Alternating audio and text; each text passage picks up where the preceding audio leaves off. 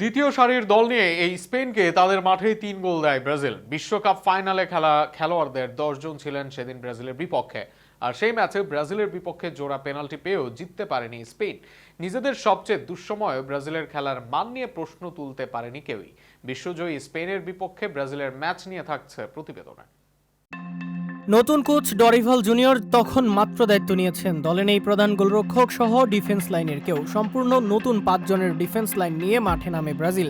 মাঝ মাঠেও থাকে অসম্পূর্ণতা, এমনকি দলে ছিলেন না নেইমার জুনিয়র। এই দল নিয়েও বিশ্বকাপ জয়ী স্পেনকে 3 গোল দেয় ব্রাজিল দল, সেটাও আবার তাদের মাঠে গিয়েই।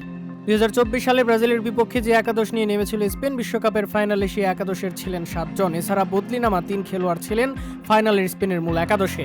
বিপরীতে ব্রাজিলের 26 জনের দল থেকে 5 জন খেলেছিল বিশ্বকাপ। এর মাঝে এক ম্যাচ খেলেই ছিটকে যান রাফিনিয়া, অর্থাৎ দ্বিতীয় সারির দল নেমে এবার মাঠে নামে ব্রাজিল, তাও স্পেনের ঘরের মাঠে।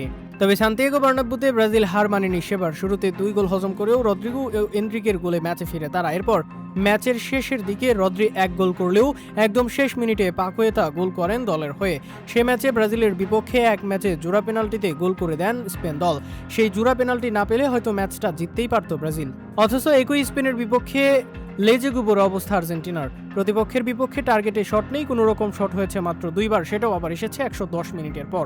পুরো ম্যাচে 34 ভাগ বল গিয়েছে আর্জেন্টিনার পায়ে, এমনকি নিজেদের হাফেই সেখানে বল থেকেছে অধিকাংশ সময়। ম্যাচ হারের সাথে সেবার ফাইনালে লজ্জার পারফরমেন্সও দেয় তারা।